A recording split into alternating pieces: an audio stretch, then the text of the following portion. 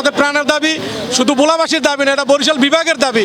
আগে তো ছিল ভোলাবাসীর দাবি আমাদের, কিন্তু এটা বৃহত্তম বরিশাল বিভাগের দাবি।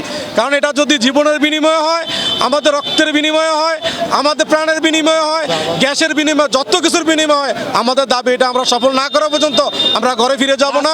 আমরা রাজপথে থাকবো। রাজপথে যদি আমাদের জীবন দেওয়া লাগে, আমরা জীবন দিতেও প্রস্তুত। আমাদের দাবি হচ্ছে তিনটা।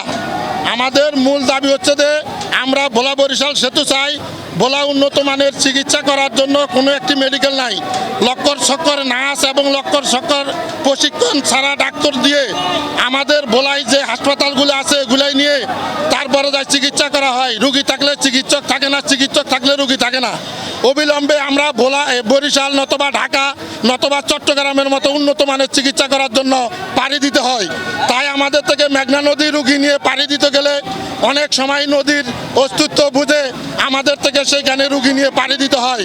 তাই অতএব আমাদের জীবন রিস্ক নিয়ে, রুগীর জীবন রিস্ক নিয়ে আমরা এই মেঘনা নদী সাঁতার দিয়ে ঢাকা এবং বরিশাল এবং চট্টগ্রাম উন্নত মানের চিকিৎসা করার আসার জন্য আমাদের সেই ব্যবস্থা নাই।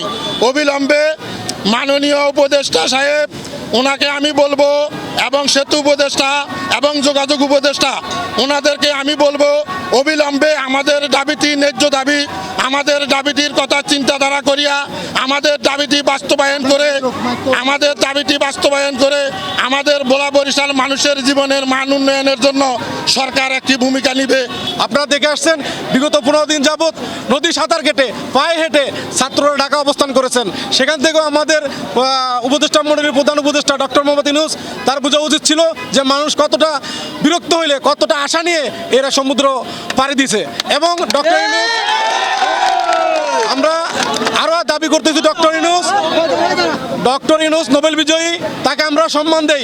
তার আরেকটা নোবেল বিজয় তার পাওয়ার যোগ্য। যদি আমাদের ভোলাবাসীকে সেই ভোলা বরিশাল সেতু দিয়ে আমাদেরকে আশান্তরিত করে, তাইলে আমরা ডক্টর ইউনূসকে আমাদের প্রাণ থেকে আরেকটা নোবেল বিজয়ী তাকে ঘোষণা করব।